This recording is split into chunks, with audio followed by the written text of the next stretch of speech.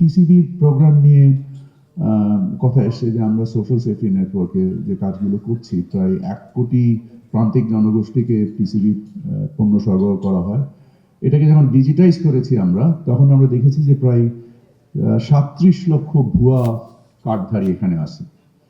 টিসিবির কর্মকাণ্ড যখন পরিচালিত হয় তখন টিসিবি যেভাবে টেন্ডার প্রসেসিং করে এর মধ্যে শুধু বৃহৎ কিছু কোম্পানি পার্টিসিপেট করতে পারে because of the size of the tender and because of the payments policies and also the financial structure of TCB itself running on commercial loans are not sustainable. So what we are trying to do is actually make the ticket size smaller and do an inclusive trade and engage more and more small and medium-sized traders so that the competitive environments prevails and then TCB gets higher value of its 12,000 কোটি টাকার যে পণ্যটা TCB কিনে এটা যেন higher value পায়। At the same time এই যে 37 লক্ষ বাদ পড়েছে তাদেরকে আমরা তো আবার 1 কোটি ম্যান্ডেট আছে, so Y Kant we expand it, and at the same time এই ফাইন্যান্সিয়াল স্ট্রাকচার যেটা আছে এটাকে যদি আমরা রিস্ট্রাকচার করতে পারি এবং টিসিবির পণ্যের অনেকদিন মূল্য সমন্বয় করা হয়নি। এটা একটা politically sensitive decision maybe, but since we are not politician, I don't know, মানে আমরা কি এরকম দীর্ঘমেয়াদে 175 টাকায় 180 টাকায় তেল কিনে 100 টাকায় বিক্রি করব, না আমরা এটাকে 125 টাকা 30 টাকা করে 1 কোটি লোকের জায়গায় 1.5 কোটি লোক বা 2 কোটি লোকে প্রসারিত করব। এই চিন্তাগুলো আমাদেরকে সাহসের সাথে করতে হবে। যদি আমরা না করি তাহলে আমরা ওই একই বৃত্তের মধ্যে মানে থেকে যাব। এখন the question of যদি আমি কালকে টিসিবি প্রোডাক্টের দাম বাড়াই, then of course you get bombarded into a different level.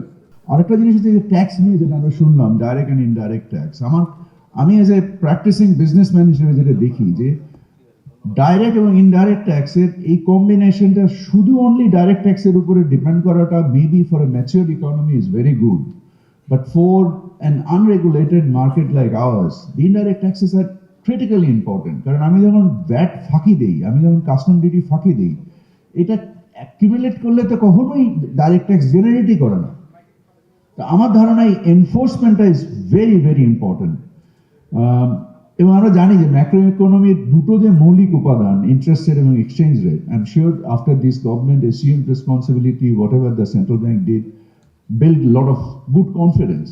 But I think we need to also review that. যে এই যে এক্সচেঞ্জ রেটের এবং ইন্টারেস্ট রেটের যে মানে একেবারে ট্রেজারি বন্ড ডিপেন্ডেন্ট, আমরা দেখেছি যে গত ডিসেম্বরে ব্যাংকগুলো কি পরিমাণ প্রফিট করেছে, কোনো ক্রেডিট গ্রোথ নাই, আমরা বলছি যে ব্যবসার কনফিডেন্স খুব খারাপ।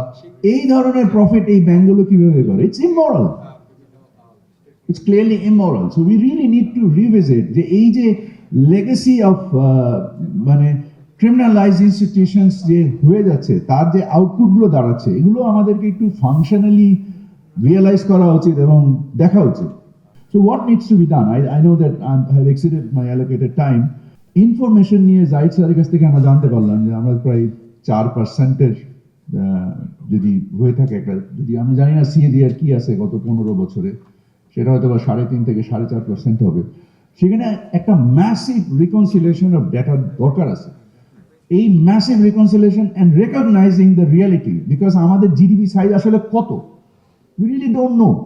I remember I was having breakfast one day with Zahid sir at one of the hotel, and I was just asking that our GDP growth does not collaborate with the power consumption that this country has. Why? Because the power consumption should be at least double than the growth of GDP. It did not. So এই জিনিসটা যে collaboratively establish করে আমরা যদি এই নাম্বারগুলোকে fix না করতে পারি, তাহলে পলিসি মেকিং এ will be grossly mistaken. So I think I would insist all the think tanks here to really মানে do a reconciliation and agree on a number that we need to correct and then build a reference for all our policies going forward.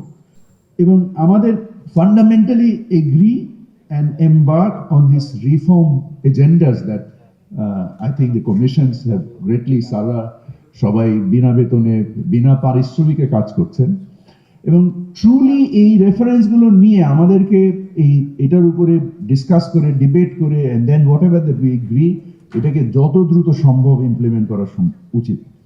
আমি মনে করি যে idea মানে আমাদের যে inequality build করেছে সমাজে, যে বৈষম্য তৈরি হয়েছিল, যার কারণে এই বৈষম্য বিরোধী আন্দোলন হয়েছে, বহু লোক প্রাণ দিয়েছে, আহত হয়েছে, যারা প্রাণ দিয়েছে তাদের সর্বোচ্চ মানে মানে সবই দিয়ে দিয়েছে, হাতে কিছু দেওয়ার নেই।